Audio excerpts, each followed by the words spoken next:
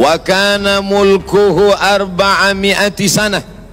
Begitu disebutkan dalam kitab sejarah, wa kana mulkuhu arba'ami'ati sanah, dia berkuasa 400 tahun lamanya, penguasa tunggal syarqan wa gharban, dari mulai belahan timur dunia sampai ke barat, tunduk dalam kekuasaannya.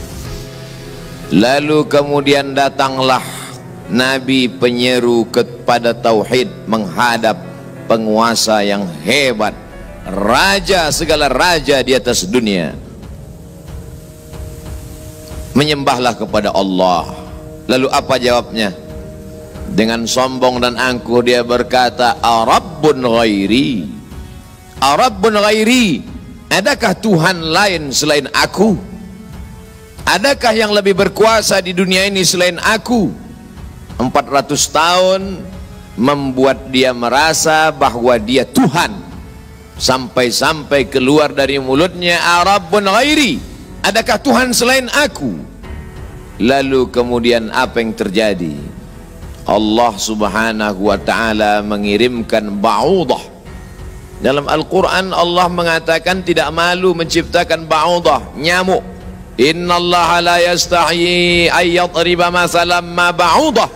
Allah tidak malu menciptakan seekor nyamuk, wa ma fawqaha, lebih kecil daripada nyamuk. Apa yang terjadi? Nyamuk itu masuk ke dalam lubang hidungnya, terus ke dalam batang hidungnya, sampai ke otaknya, dan nyamuk itu pun menggigit otak di kepalanya.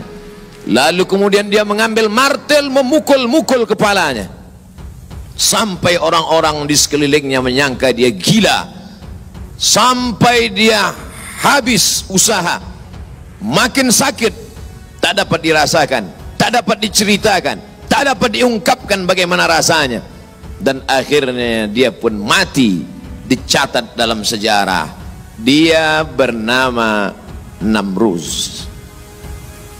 Begitu Allah bercerita tentang orang-orang angkuh dan sombong.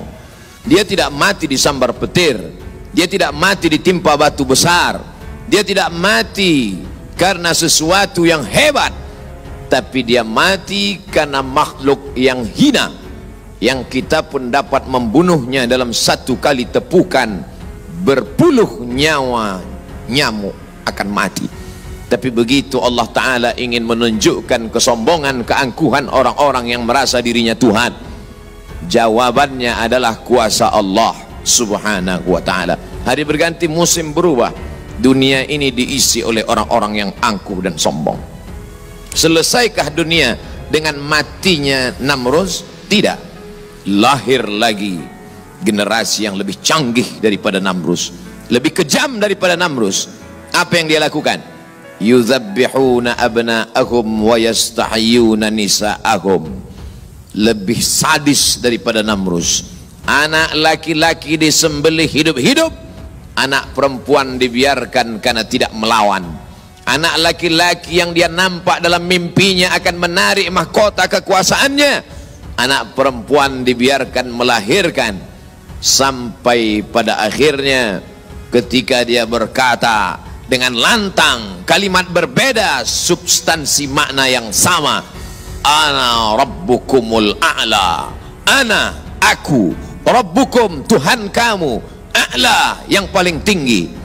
Ternyata kekuasaan boleh bisa merubah makhluk merasa menjadi khalik.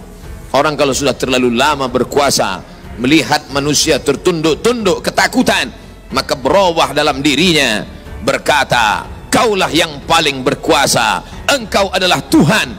Itu pernah terjadi pada Namruz dan menular kepada Farao.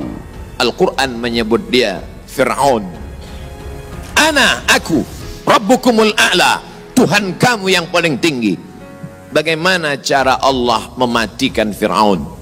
Diceritakan dalam Al-Quran, falamma adrakahul gharaqu, ketika dia tenggelam di tengah laut merah, masuk air itu ke dalam tenggorokannya dan masuk ke dalam lehernya, terus ke dalam, dan masuk ke dalam paru-parunya.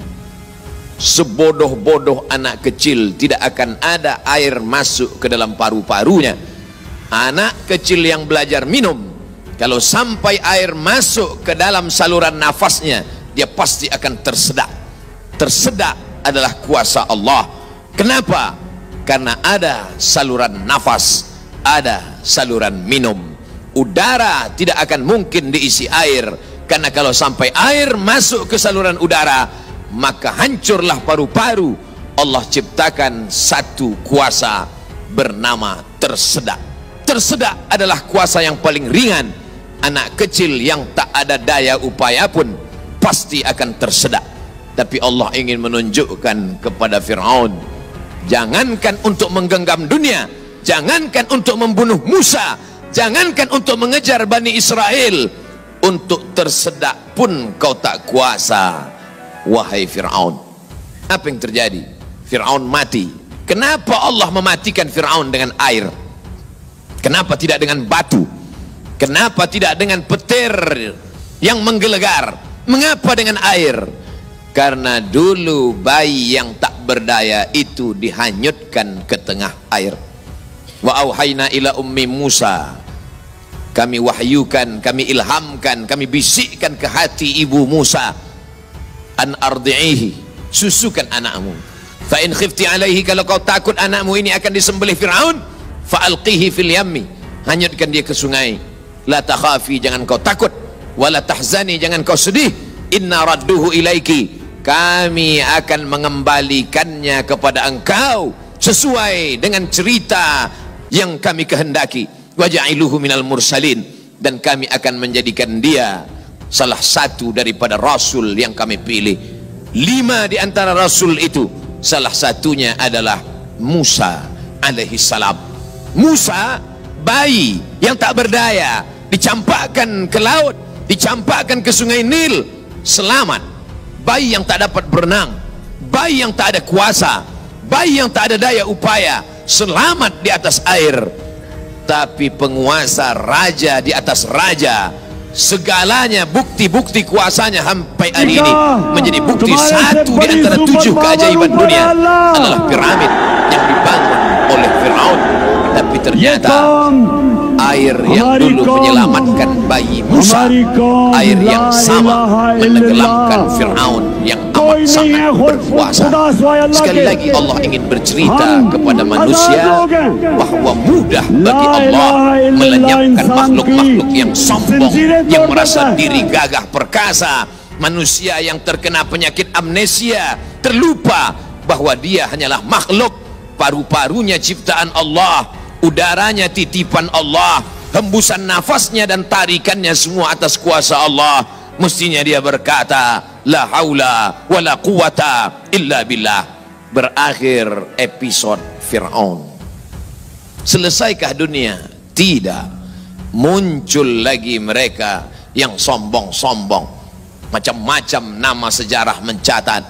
Abu Lahab dengan bangganya berkata, sebelum Abu Lahab datang lagi seorang pria perkasa dengan tentara bergajahnya bernama Abrahah. Dia ingin memindahkan Ka'bah karena baginya bisnis di Makkah harus dialihkan. Nun jauh di Yaman, berseberangan dengan Laut Merah, menyeberang ke Afrika. Maka ini Ka'bah harus dihancurkan. Dia bawa pasukan bala tentara, sampai akhirnya pasukan gajah tidak ingin bergerak. Gajah makhluk Allah, binatang, tahu mengenal Allah subhanahu wa ta'ala. Dia paksa gajah itu berdiri dengan pawang-pawangnya. Akhirnya gajah itu berjalan karena amat sangat terpaksa dan di bawah tekanan. Sampai akhirnya apa yang terjadi? Datang Abdul Muttalib membawa kunci Ka'bah. Dia serahkan kepada Allah. Dia katakan di depan pintu Ka'bah, inna lihadzal baiti rabban yahmi. Sesungguhnya Ka'bah ini ada Rabb, ada Allah yang menjaga dan memeliharanya. Bukan aku yang menjaganya, kuserahkan kepada penjaganya. Inna lihadzal baiti rabban yahmi. Sesungguhnya Ka'bah ini ada penjaganya, kuserahkan dia kepada engkau ya Allah. Apa yang terjadi? fa arsalna alaihim tayran ababil, kami kirimkan kepada mereka burung ababil yang dibawanya tarmihim, melontar, melempar mereka pasukan Abraha bergajah, bihijaratin, dengan batu-batu, min sijil, yang dipanaskan di atas api neraka. Apa yang terjadi pada pasukan Abraha? Faja'alahum ka'asfim ma'kul, mereka seperti daun-daun yang dimakan ulat. Tahun peristiwa itu terjadi disebut dengan Amul Fil, tahun gajah, tahun kelahiran Sayyidina wa Maulana Muhammad sallallahu alaihi wasallam. Hari berganti, musim berubah, isi dunia sebenarnya itu-itu saja, namanya berbeda, tapi sebenarnya makhluknya itu-itu saja. Dia pernah bernama Namrus, dia pernah bernama Fir'aun, dia pernah bernama Abraha. Selesaikah dunia? Belum. Dunia terus berlanjut, melahirkan makhluk-makhluk. Ada yang rendah hati dan tawadu, ada yang zuhud dan ridha, ada yang mencari kemuliaan Allah, ibtigha'a mardatillah. Tapi ada yang dititipkan harta dan kuasa. Pertama dia merasa dia punya, lama-lama dia merasa alam semesta pun bersimpuh sujud di kakinya, karena dia lihat tidak lagi ada orang yang berani mendongakkan kepala, tidak lagi ada yang berkuasa, tidak ada lagi yang berani bersuara keras, lantang, semuanya ketakutan. Sampai akhirnya dia berkata dalam hati, aku adalah penguasa jagat raya. Kemana mereka semua? Mati.